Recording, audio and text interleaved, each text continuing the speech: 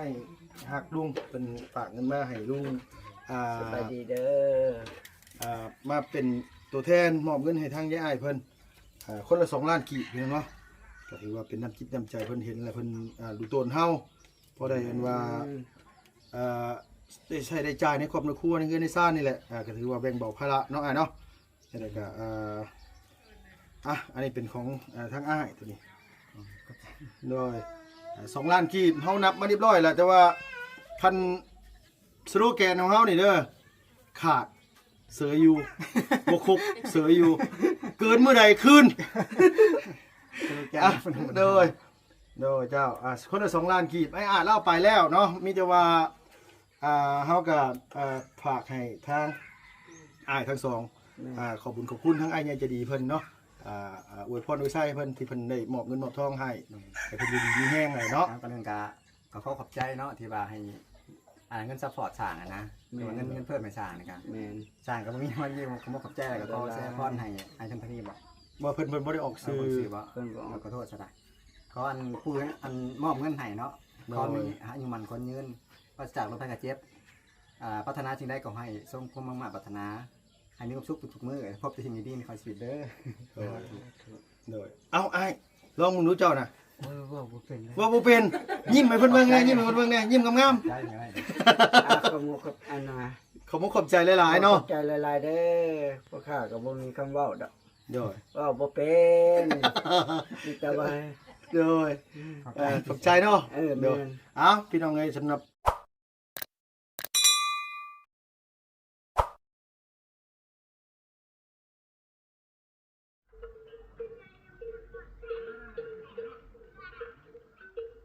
กับสบายดีและสวัสดีเด้อพ่อแม่พี่น้องเบิดสุขุสุคนเนาะพี่เนาะระหว่างในและก็ต่างประเทศที่เขามารับชมช่องของลุงเฮิมชาแนลคือเก่าคือเดิมเพียงเลยเปิดคลิปมาพบมาพ่อกันเมื่อนี้ก็อยู่บ้านเทิมใหญ่เมืองพระลานไส้แขวงสวรรณเขตเนาะพี่เนาะเอาพอดีว่าทั้งนี้ทั้งนั้นก็ไอ้หักลุงไอ้ยังใจดีเพิ่นเนาะพี่เนาะเพิ่นก็ฝากเงินมาให้ลุงมาเป็นตัวแทนเป็นสะพานบุญให้อ้ายเพิ่นมามอบปัจจัยมามอบสินน้ำใจหรือว่ามอบ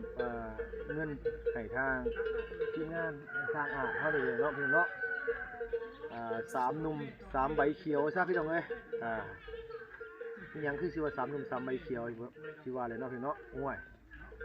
เวลาพ่อกันมานี่ก็ต้มไก่ใส่ซ่านี่ก็หัวอยู่เนาะพี่น้องเนาะพอดีว่าเป็นช่าง3 คนลุงก็ตั้งไปซื้อหรอกพี่น้องเอ้ยที่ทางไอ้หักลุงเป็นฝากเงินมาจำนวนอยู่300 เหรียญเนาะพี่เนาะไปแลกเป็นเงินกีบก็ได้อยู่2 ล้านกับ40,000แต่ว่า40,000เป็นหักค่าเปอร์เซ็นต์หรือว่าค่าภาษีนั่นแหละเนาะพี่เนาะก็เลยเหลือคนละ2 ล้านที่พี่น้องมีตัวสิไปมอบไปนี่ให้อ้ายเพิ่นก่อนบ่รู้ว่าเพิ่นซื้อหยังลุงก็ฮู้จักแต่ผู้เดียวหั่นแหละอันนี้ว่าสิเข้าไปถามไปไทยเพิ่นหมู่รุ่นเดียวกันบ่หรือว่าหมู่หักหมู่แพงกันมาแต่น้อยบ่หรือว่าหาแต่ว่าพบพ่อกันตอนมาเฮ็ดเวียกเฮ็ดงานหรือว่าในใดเนาะพี่เนาะมีแต่ว่าสิเข้าไปถามเพิ่นก่อนเนาะพี่เนาะไปนั่งเลย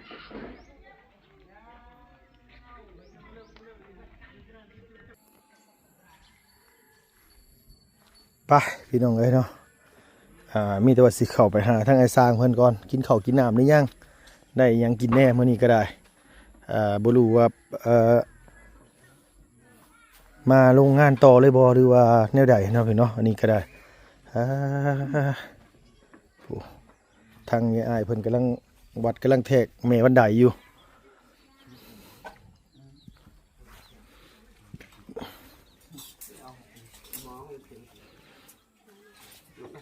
หม้อยังอันนี้นะโดยสบายดีเด้อโดยสบายดีแกงยังฮะแกงผักโอ้กินง่ายรีบาทนี่เนาะโอ้ยโดยเจ้าสบายดีได้เด้อโดยกำลังเสร็จยังนี่นะโอ้อันนี้ลูกวันใดบ่ไม่ยังไงไม่จิกหรือไม่หั่งไม่ยังบุญไม่ทั้งวันเราลืมเลยนะมือไปสั่งมือคือไม่จิกนะตัวนี้ไม่จิกบ่เนี่ยสีขาวเนาะไม่จิกนะยันไม่จิกอะไรเนาะมันสีขาวๆนี่โอ้ไม่จิกกับ จิกเขาเลยนะไม่ มาจิก แข็งแรงนะพี่น้องเอ้ย จิกบ่ ไม่จิกไม่จิก อืมที่จริงนี่ไม้นี่ไม้หยังก็แข็งคันเฮ็ดไม้48ตีหัวคนนี่แตกเบิดเอ้าแม่นบ่ใช่เนาะบางคนเว้าว่าไม้บ่แข็งไม้นั่นไม้นี่ข่อยบอกไว้เลยว่า ศอกยังแตก เฮ็ดไม้48ตีหัวคนแตกเบิดข่อยบอกว่าอย่าไปเถียงว่าไม้บ่แข็งอย่าไปเว้าจักเที่ยว่ะอ้าวอีหลีคันไม้นั่นไม้นี่มันบ่แข็งโอ้อย่าไปเว้าเด้อพี่น้องเด้ออย่าไปหาติเด้อแม่นบ่ล่ะเนาะแม่นแล้วคันว่าไปเฮ็ดอย่างอื่นมันก็สินี่อยู่ เอาจากบ้านเก่าชีพเขาโง่เขาคิดเสียงใดเขาเราก็เลยเอาง่ายๆนะ เอาเม็ดหนึงเลยเอาชุดแมทเลยบ่ แมตเลยเกี่ยว13ถึง90เซนตัวตัดเพื่อดำใส่2เซนแล้วก็เพื่อเลยจะมันคิดผิดเงินเนี่ยแมต เม็ดหนึงเขาขายเท่าไหร่ลุงหนวด อันน่ะ50,000เลย เม็ดตัวละ50,000 ขั้นหนึงต้อง50ประเด็น ก็ธรรมดาตัว50เนาะธรรมดาบ่แพงดอกเพราะว่าเงินซุมื้อนี่50,000กินเฟอแทบจะบ่ได้เด้บ่ดีเด้ ใช่นี่คือนี่60ปุ๊บ เฟอถ้วย60เมื่อคืนตกใจเบิดพี่น้องเอ้ยตั้งแต่เกิดมาหาแต่กินเฟอถ้วย60โอ้สบายดีเอาแหละมื้อนี้คือเปลี่ยนสีคืองามขึ้นบ่นี่วะเมื่อวานนี่คือแหล่ปี้ๆอยู่โอ้อันนี้บ่เพิ่นว่าฟ้าหลังฝนมีเนาะ คิดว่าที่บ่เกิน30 40เนี่ยปกติเนาะ ตัวไรอยู่ใน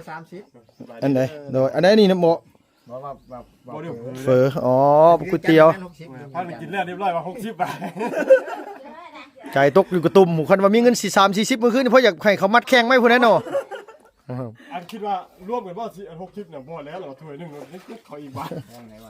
แพงอยู่แพงเอาขออยากถามในไอ้สร้างนี่ไอ้นี่ซื้อหยังซื้อมีไอ้สร้างนั่นนี่ซั่นน่ะ งามงอน เว้าอีหลี แม่น ยิ้มมึงนู่ฮะ บ่ได้ก็มัก โอ้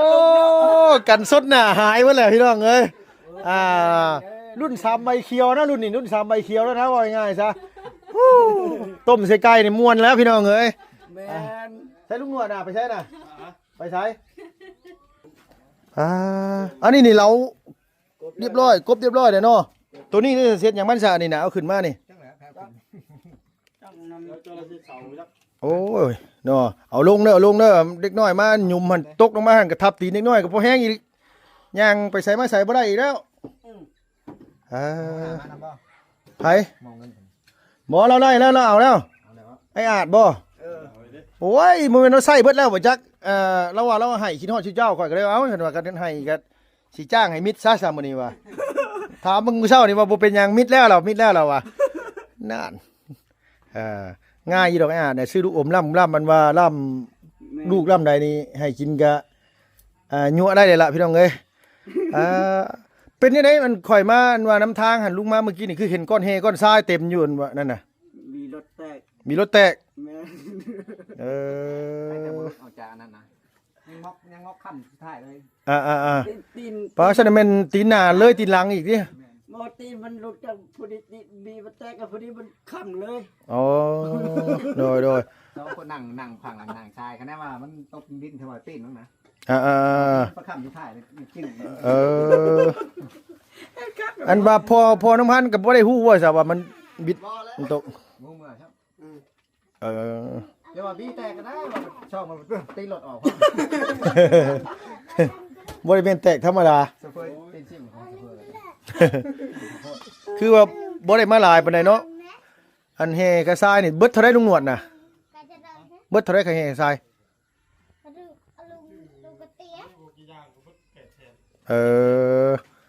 มันบ่หลายปานใดเนาะเพราะว่าเฮาซื้อมาแบบนี้เนี่ยแบบนี้แหละเพิ่นจะให้ค่อย ง่ายเขาว่ารวมทั้ง4นี่ครับพอดีร้า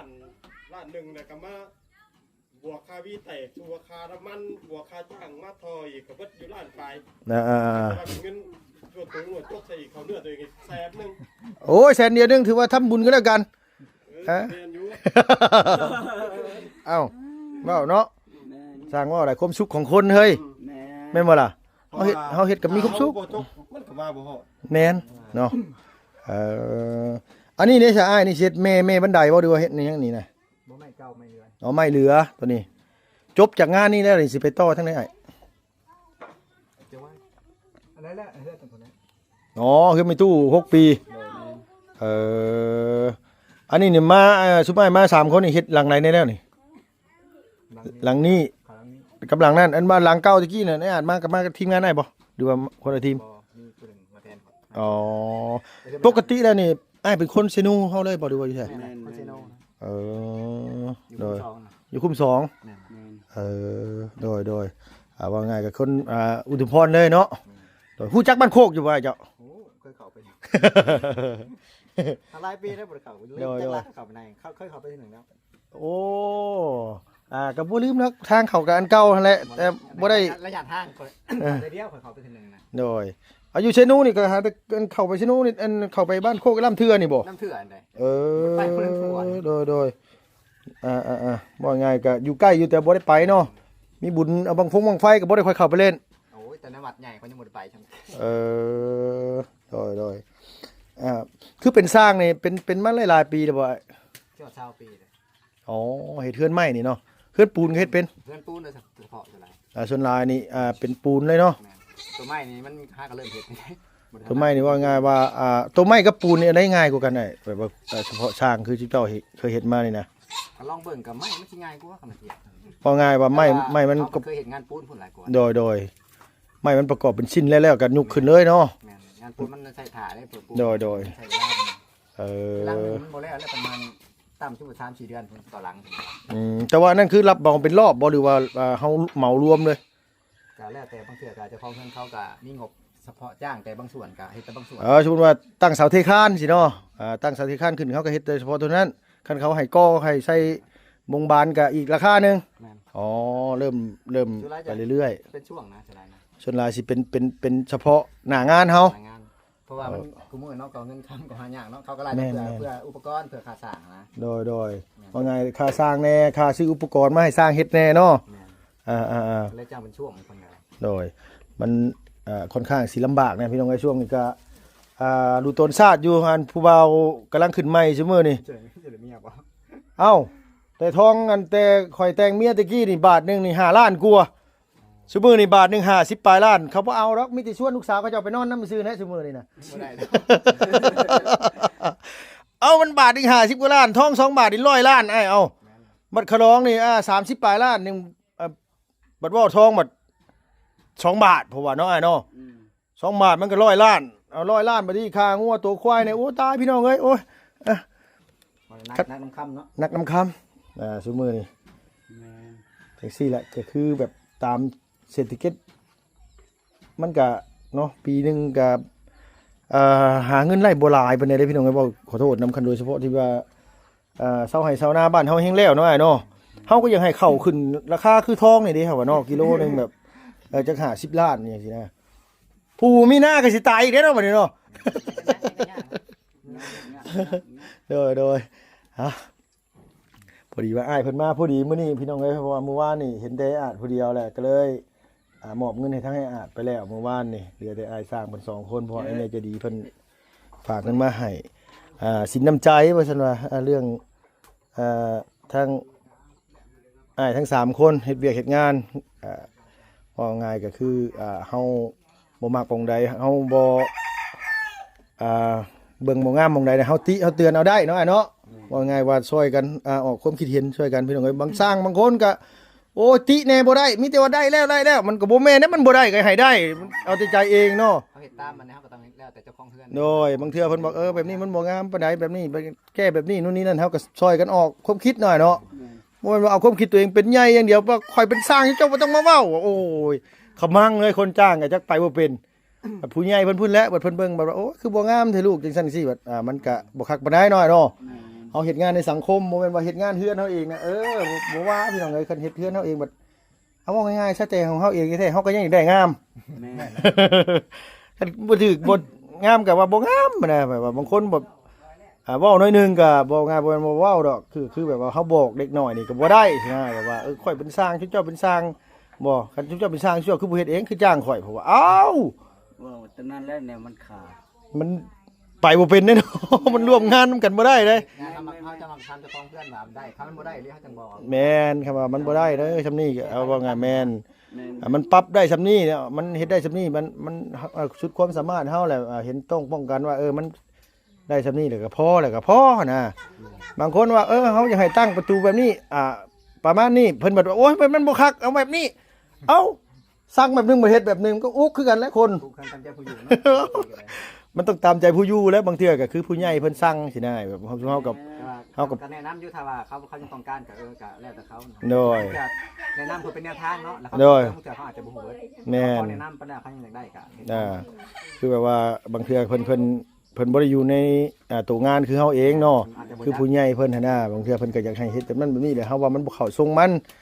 ปรึกษาก็สร้างเพิ่นแล้วว่าเอาแบบนี้งามกว่าก็เพิ่นเห็นดีนำก็เฮาก็เลยเฮ็ดแบบเฮาเฮ็ดคันว่าเพิ่นสร้างว่าเอาแบบนี้มันงามจังได๋เพิ่นก็บ่เปลี่ยนความคิดก็มีแต่ว่าเฮาเฮ็ดตามเพิ่นไปหั่นแหละเพราะว่าเงินเพิ่นแน่นอนเนาะบ่แม่นเงินเฮาเนาะพี่น้อง เฮ็ดตามนั่นแหละ โดย งาน เอาหยังใส่ปะนี่แม่นหยังข้าวเบื่อเออ แกงผักบ่ แกงผักแกงผักใส่กุ้ง ใส่วิญญาณกุ้ง สิออกเป็นกุ้งไปจักมื้อ เล็กอ้าวบ่ คนเลยว่าที่คนเลย เออกินง่ายเนาะแกงผัก คนบ้านนอก หึ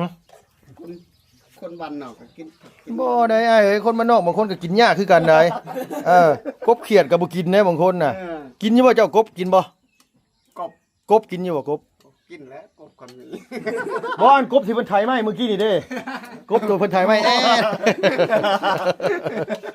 บ่แม่นว่ากบห้อง F อยู่ตรงหน้าเด้กับโอ้คันกบอยู่ตรงหน้านั่นก็ฮู้อยู่แล้วว่ากินน่ะไปถามเรื่องกบเหลาไม้นี่บ่แม่นว่าอันนี้ได้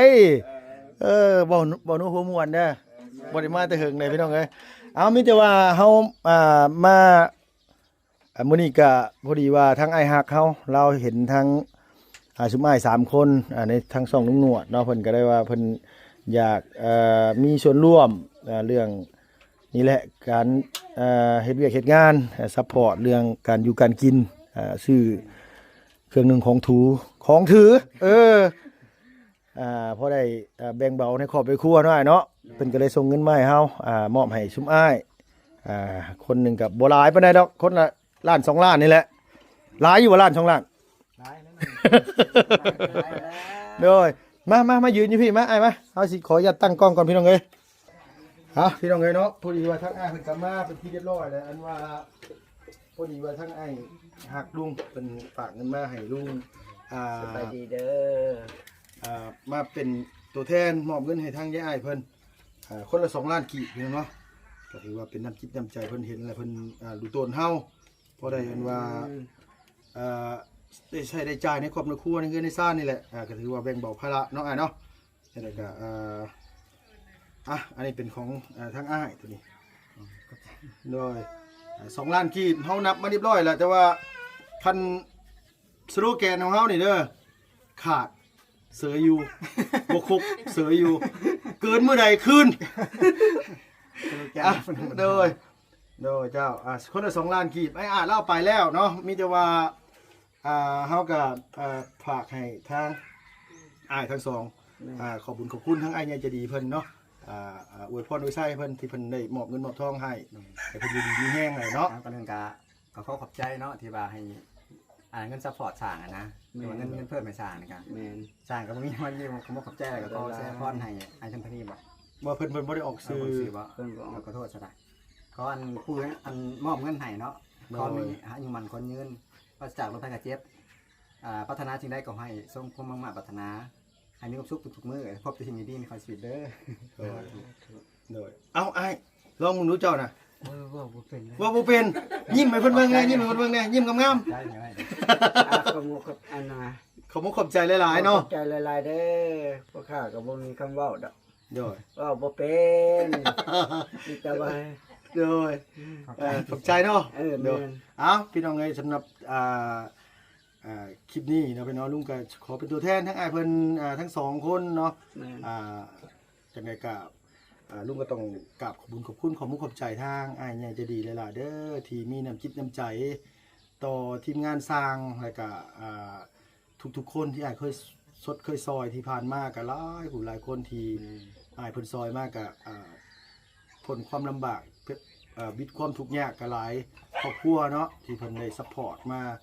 ในครั้งนี้ก็ขอให้อ้ายอยู่ดีมีแห้งอย่าเจ็บอย่าจนลำไปด้วยเด้ออ้ายเด้อปรารถนาสิ่งใดก็ขอให้สมความมุ่งมั่นปรารถนาทุกประการเนาะ สิ่งสำคัญคือสุขภาพพนามัยก็ขอให้อ้ายอย่าเจ็บอย่าจนลำไปรวยขอให้มีความสุขซุมื้อและตลอดไปเนาะสาธุโดยได้มานี่ก็ชวนหลายสิเอาไปให้ไผ ให้เมีย ให้เมีย แม่น นึกว่าเราโสดนะพี่น้องเอ้ยบ่ได้โสดเนาะมีลูกจักคนน่ะเขาอยากถาม 2 คน 2 คนอายุจักปีล่ะ คนหนึงไปว่า มันสิหา บ่สิเป็นสาวเป็นบ่าวเลย คนหนึงได้ซ้ำแล้วอีก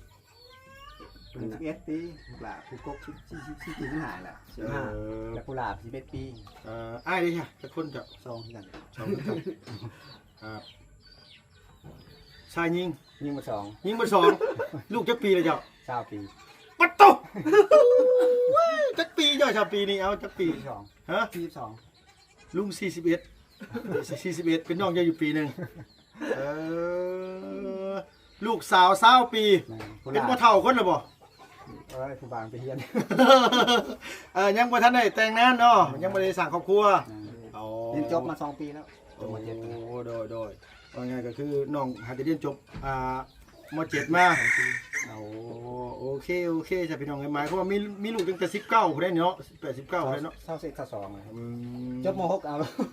จบม.6แล้วเรียบร้อยเลย